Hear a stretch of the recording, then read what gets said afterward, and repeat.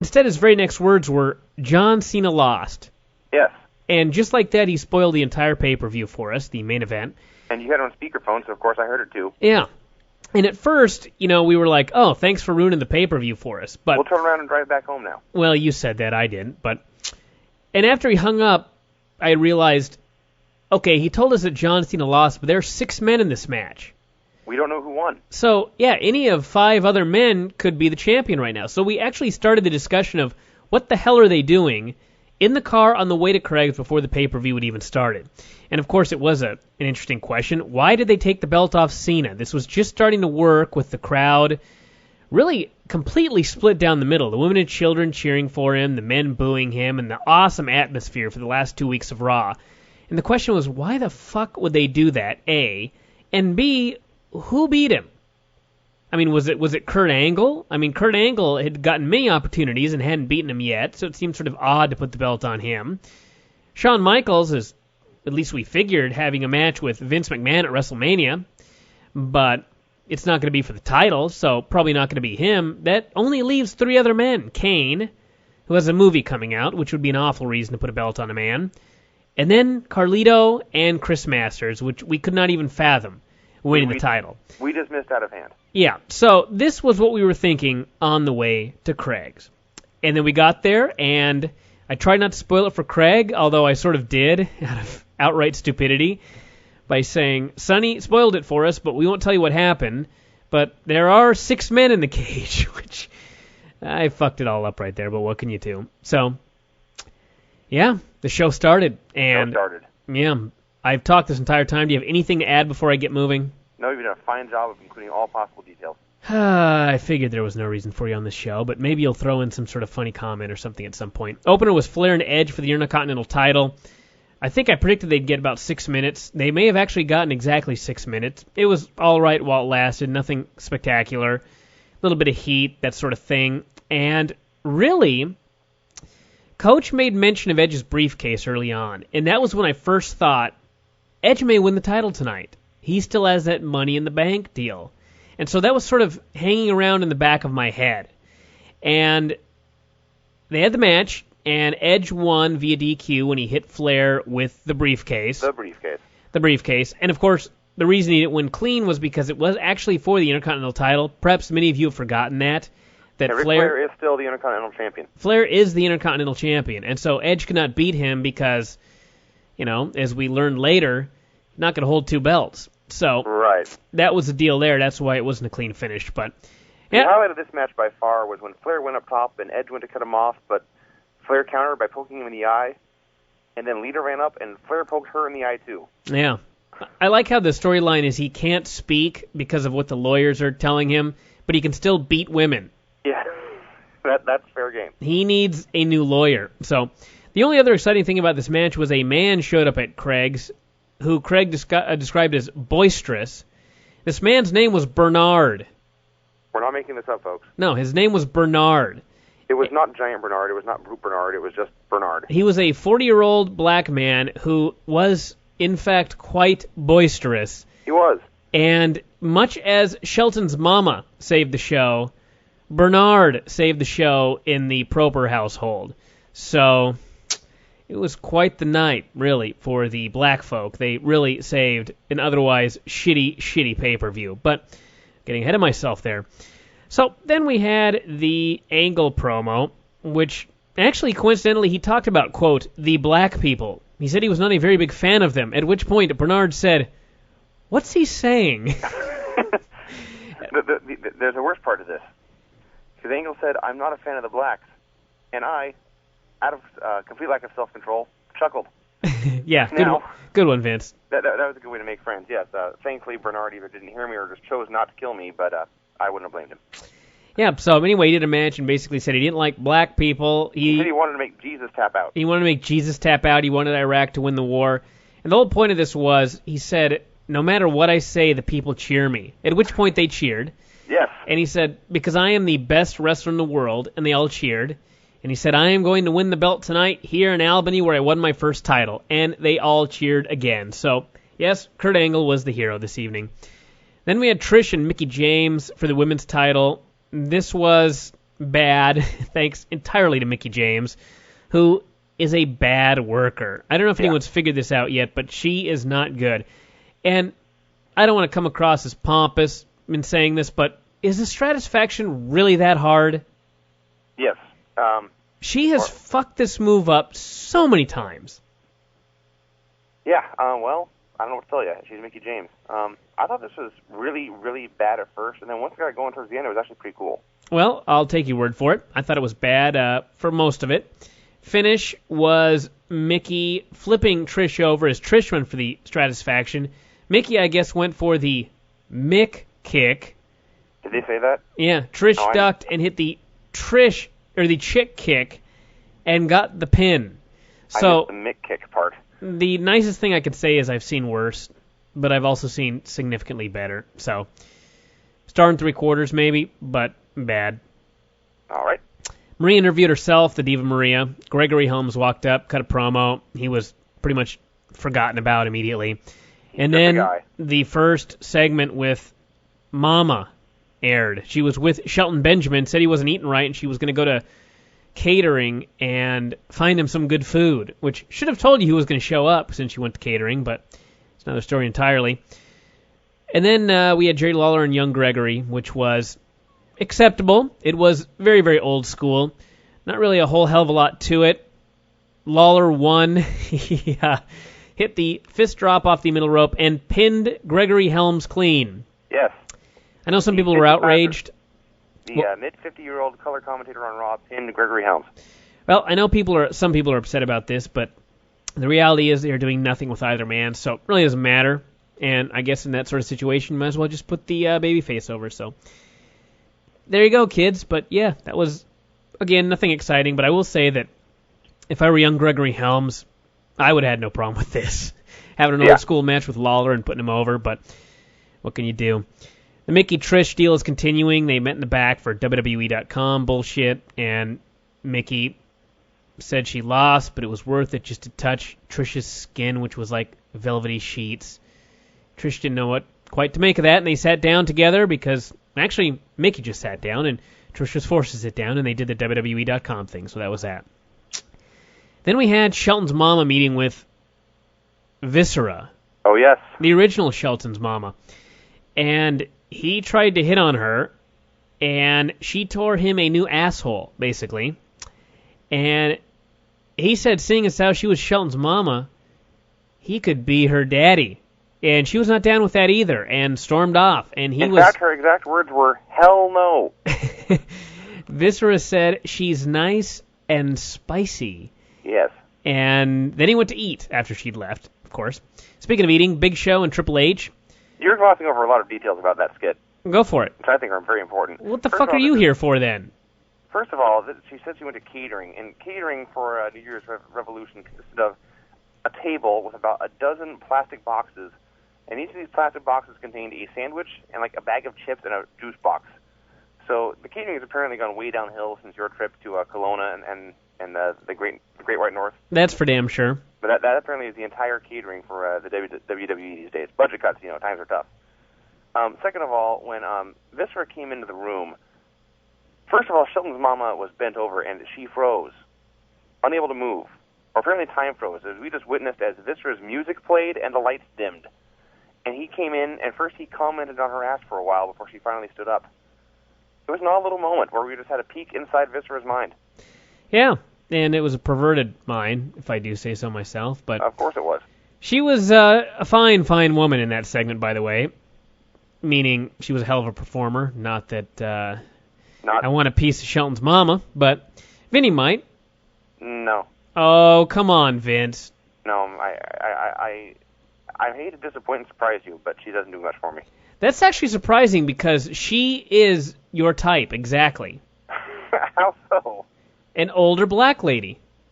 Well, you have seen me in the company of one or two of them, but... Do not forget Vegas, Vince, when I had to tear you away from that woman. I do. Who was, in fact, a 50-year-old black woman. She was. And I had to drag you completely plastered down the street back to the hotel so you did not die. That's true. This is a true story, folks. May I point out one significant detail? Yes? The one when I was hitting on weighed less than 400 pounds. That is true. but they both had huge breasts. Yes. I put nothing past you, Vince. So then we had the Big Show and Triple H, like I said. Big Show was wearing a cast that was approximately, I believe on Monday I said it was the size of me in a cocoon. This time it was the size of Vince in a cocoon. Yes. Which should tell you the sheer size of it. I think it was legitimately larger than his own head. Yeah, it was. Big Show's head is gigantic. Yeah. And they had, I thought it was a good match. I may be the only one. No, I loved it. Okay, well at least two people did. Yeah, I thought it went a little long, but it was 3-ish range. Yeah. It was It was a lot of fun. It was a very old school basic match. Hunter went to work on his bad hand. They did the psychology built around the injury. And Show made his big comeback. The only real downside was Show got so blowed up.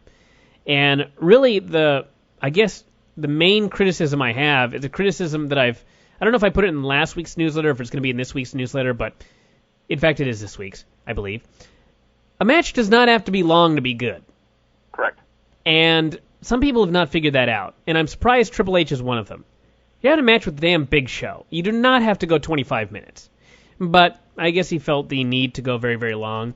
And last, 5 minutes or so were really fun, and ended up with Hunter whacking him with the sledgehammer and then hitting the pedigree, of course, for good measure, and got the pinfall. So, yeah, I would give that a thumbs up. But definite thumbs up, yeah. Not the match of the year or anything close to that, but, and perhaps also we were looking at a show that so far had blown. So then we had Carlito meeting with Chris Masters, and they agreed to team up together and work together and eliminate everybody else in the chamber so that at least one of them would win the title. And I will say that I expected one to turn on the other a hell of a lot earlier in the match than it happened. In fact, I thought when Angle had Carlito in the ankle lock, and they were talking about how Chris Masters would be out in 5 seconds to make the save, I thought for sure he was going to screw Carlito right there, but he didn't. But, again, we are getting ahead of ourselves. Indeed. The highlight of that segment was when Carlito walked up, Masters was working out with one of those rubber band things, and Carlito began to speak, and Masters chastised him for interrupting his workout. Yeah, I've got 2 more reps, he said. And he cranked off 2 more curls, and then he was satisfied. Yes. No, he wasn't completely satisfied because he kept yelling at him, like, you interrupted my workout for this. So, oh, that's true. And by the way, the memo, I believe, has been rescinded, or at least nobody's taken the memo seriously. I should just add that. It's been lost. Shelton cut a promo with his mom out there, and he said nobody talked to his mama that way, and he wanted Viscera to come out and apologize. And she grabbed the mic and totally flipped out, saying she didn't want an apology. She wanted Benjamin to come out and get an ass whipping. And Shelton actually saved that faux pas with the funniest facial expressions of all time. Yes, he did. And then she corrected herself. And anyway, to make a long story short, out came Viscera for a match, which went a long time. And this was probably a horrific match. I really was paying very little attention to the actual match. I was paying more attention to Shelton Benjamin's mama. Mm-hmm. And I got to say this. I was told some time back that the idea was that she would come in and she would be Shelton's personality, and she was going to be so awesome that he was going to get over just by being associated with her. And I thought, this is absurd. These people are just retarded, basically. Well, shows you what I know. She was fantastic. Yes. She more than saved this segment. In fact, had she not been out there, this would have been one of the worst matches probably in history, for all I know. But she made it enjoyable. Everybody in the room was dying, including Bernard, who also loved it. And it was just great, great stuff from Shelton Benjamin's mama. And somewhere in here, Shelton won, but no one cared. Yeah. Until she started dancing with joy. I did make the comment to you during the match that if she hadn't been there, it would have been horrible. Like yourself, I was mostly paying attention to her, but every time I paid attention to the match itself, it sucked. Oh, yeah. It was just the match was deep in the negative stars, but fortunately there was a 5-star woman at ringside. She was a 10-star woman, let's be honest. She was so funny. I believe her best line was, Shelton got hit with something and was laying on the mat, and she said, "Don't make me get my belt." That's right. Do I need to get my belt? Oh, my God, it was great. But, yeah, she was just fantastic. So, thank God for Shelton Benjamin's mama. God for Mama Benjamin. So then we had Braun Panties Gauntlet match. The less said about this, the better. It opened up with Maria and Candice, and if you got stripped, you lost. And, of course, I don't think anyone thought this out much in advance because, of course, Candice and Maria started. Candice got stripped, but Maria lost her top. She didn't get to put her top back on. So the next person came out, and she was at a severe disadvantage. And I can't even believe I'm examining the psychology of this match. But so anyway, it was, I'll just go over who beat who. Maria beat Candice. Maria beat Tori. Victoria beat Maria. Fabulous Moolah and Mae Young came out for just, I don't even know what to say. It was like they came out and everybody was going nuts. And I thought, do any of you understand the rules of this match? You all know what's going to happen, right? Moolah and Mae Young are either going to A, win, or B, be rendered naked. And you're cheering. So, anyway, this was a clusterfuck if there ever was one. Mae, I believe, was actually trying to strip Victoria naked at a shoot. Well, you're forgetting something. First, she stripped. Yeah, she stripped. I thank you for reminding me of that. I'd forgotten, Vince, but... Yes, they played Rick Rude's old music, and she stripped down, and there she was in her underwear. You and the older ladies, I don't know about you. I'm just a detail-oriented person. Exactly. So, anyway, they attempted to molest, really, Victoria. She was saved. They were taken to the back. Then Ashley came out, and Victoria went for the Widow's Peak. Ashley stripped her and won. That was the end of that. And like I said, the less said about that debacle, the better.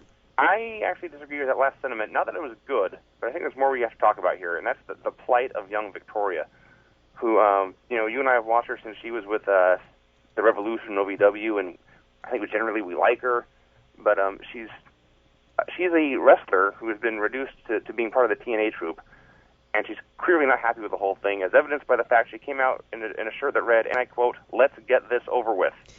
Well, I can't, I know you loved that, but she's been having the wacky slogans on her shirt for a few weeks now, and I think that was more if you happened to be at a strip club and you gave Victoria $20, she'd put that shirt on. All right. kill the show, why don't you? Well, no, it was, the funniest part was just you laughing so hard because you thought it was, designed specifically because she was participating in this match. Which I guess, if you want to think that's fine. It was funny to watch you laugh like a madman, but let's be real here. So. And then things went downhill when the octogenarians tried to strip her naked on live TV. The thing went downhill when the bell rang for the opening part. That's also true. So. But anyway, the point is, it all ended. It all ended, thank you. Then we had John Cena, Kurt Angle, Shawn Michaels, Kane, Carlito, and Chris Masters in the Elimination Chamber. The first two starting were Cena and Shawn Michaels. Cena was booed vociferously. It was not back and forth chance, although at about the 25-minute mark, women and children suddenly appeared. I don't know where the hell they'd been. They had not been there. It was the weirdest thing. And they finally started to show up there at the end, but Shawn and Cena started. And the next man in was Carlito. And then, I believe, Kurt Angle came in next. And we talked about the ankle lock deal, but let's just cut to the chase here. The first man eliminated was Kurt Angle. Yes. And after, Kurt Angle. Yes, and then it gets better. Shawn Michaels got pinned clean by Carlito. Mm-hmm. Carlito, Caribbean cool. That was quite not cool, to steal a phrase from Mr. Carlito. And as bad as things were, it came down to John Cena, Chris Masters, and Carlito. Yeah, now, Kane went out before Shawn, but they double-teamed him and pinned him too. Perhaps you've forgotten how we began this update, which was we were informed by Sonny O'Mara that John Cena lost. So we were sitting there watching John Cena, Chris Masters, and Kurt Angle. Carlito. And by process of elimination, that left Chris Masters and Carlito as the potential new WWE champion. And at that point, I was like, okay, Edge for sure, without question, is coming out. Because Chris Masters ain't winning the belt tonight. And for fuck's sake, Carlito ain't winning the belt tonight. So that's what has to happen. So Masters ended up putting the Master Lock on Cena. And Carlito gave Masters a low blow, rolled him up and pinned him. And then Cena immediately pinned Carlito. And at that point, it was pretty much definite. But I would like to know that means, kids, it is going to be a feud. Chris Masters versus Carlito. Think about this for a while. So anyway, then Mr. McMahon came out and said the show's not over yet. There's a man cashing in his money in the bank, Delia Bob. And that man was Edge. and Edge came out, and as is always the case in World Wrestling Entertainment, when a match goes into sudden death overtime, it lasts 1 minute and 30 seconds. And I believe this lasted 1 minute and 31 seconds, in fact.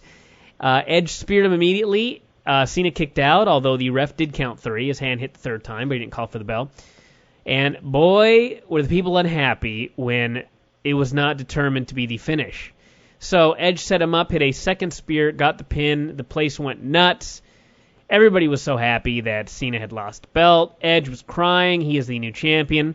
And so really, it has gone full circle, and we are now back to where we were on the way to Craig's when we were going. What were they thinking? What is the plan now? At this point, as of the time I'm recording this update at 12:38 a.m. Monday morning, I have no idea. I have no earthly idea. You have no idea what anyone on Raw is doing in the foreseeable future. Well, I do know that Edge has promised that tomorrow on the show he's going to have live sex in the ring. I did note that. Kids, don't bother setting your VCRs if you're expecting pornography on Raw, because I strongly suspect you. Not so good. Well, there is that as well. You may not see it, but I don't know if they're going to put the belt back on Cena quickly. I really don't have any idea what they're going to do. I think, or at least I thought as of yesterday, the plan was still Hunter and Cena. Things may have changed, but if that's the case, Cena's got to win it back, which sort of kind of hurts the belt. In fact, it definitely hurts the belt. It's bad. What's the point? That'd be a horrible thing to do. The only, if it's a short-term deal, the only thing I can think was one day someone said, Edge probably should cash in this Money in the Bank deal, and WrestleMania's coming up, and they decided they weren't going to have him be champion out of WrestleMania. So they figured they had to get it over with, and they're getting it over with here, and they figured it would be a rip-off if they gave him a shot and he didn't win the belt. Mm-hmm. So, that might be the deal. Perhaps they've totally switched plans, and Edge is going to actually carry the belt for the time being. I don't know. I don't know where this leaves Shawn Michaels, because Vince McMahon did not interfere to cost Shawn Michaels the match. Many, many questions coming out of the show that I right now do not have the answers to be honest with you. But as pretty much told to me, there was plenty of news. So perhaps we will have some answers to these questions tomorrow. But right now, I don't know. So when the show ended, I thought to myself, my first thought was, I can't wait for Raw tomorrow. And my second thought was, I don't ever think that anymore. It Now I do. It is very newsworthy. Yeah. I don't have a problem with it if this is like the start of something with Edge, but I just don't see what they would be starting. You know what I mean? This has come completely out of nowhere, and perhaps they have a brilliant idea. Perhaps they've got a big challenger. Perhaps they're going to do Hunter and Edge for God knows what reason or something like that. If that's the case, great. If this is just a short-term title change to the Royal Rumble, I think it was a bad idea. But, I've been trying to think of the last world title change that was this out of nowhere. I'm going back to, maybe Mick Foley for the first time. No, I'm sure there have been plenty in there. I just don't remember them off the top of my head. I used to notice that, I used to note that during pay-per-views, there would always be a title change to the guy you thought had zero chance of winning the belt. This happened quite a bit in the early part of the 2001, 2002, 2003. I seem to remember this happening, but I don't know. This is a strange one. Could be the start of something good. Could be the start of just absolutely nothing at all. So I guess we shall see. But yep, I don't know anything more, so I have nothing more to add. So Vinny, any final thoughts on the show? The main event was good, and for about 5 seconds there, when he first got in, Carlito actually had some really cool offense. And then he did a dive onto Shawn on the metal grate, and he was done. He was killed. He had no more cool moves after that. He did a flip dive over the top and landed ass first on the metal. Yeah. And that was the end of him. Yeah, he was done at that point, trying to impress people. I know that there are some people on the internet that are huge fans of Carlito, but he's not very good. They're a lot worse, believe me. But he's nothing special. And, to see him pin Shawn Michaels clean, I mean, what the hell? All I can say is the booking of this match was just preposterous until Edge came out. Because at least the Edge thing, you can say, it is almost like a long-term storyline. He really did win it at WrestleMania, and the gimmick was he could cash it in at any time. And if this were a shoot, I mean, this was a hell of a time to cash it in. Yeah. It was a brilliant move on his part. If this were a real sport and if this were all real, but I mean that made sense. I don't have a problem with that. But I would rather, long-term booking is always the best thing.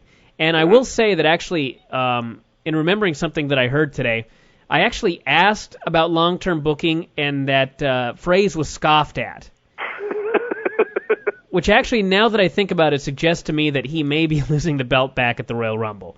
So I just remembered that actually as I was making the comment about long-term booking. But so anyway, yeah, I don't know what the deal is, but I mean that was it saved the show really in a strange sort of way. It was at least something. You felt like you got your $35 worth because you saw something. You saw something you didn't expect. You saw something new. Something memorable. Yeah, something memorable. So hopefully. He doesn't lose it back sometime very, very soon, but we shall see. So, anyway, I got nothing more to add. If you're done, Vince. I think I'm done. All right, kids, that's pretty much it for today.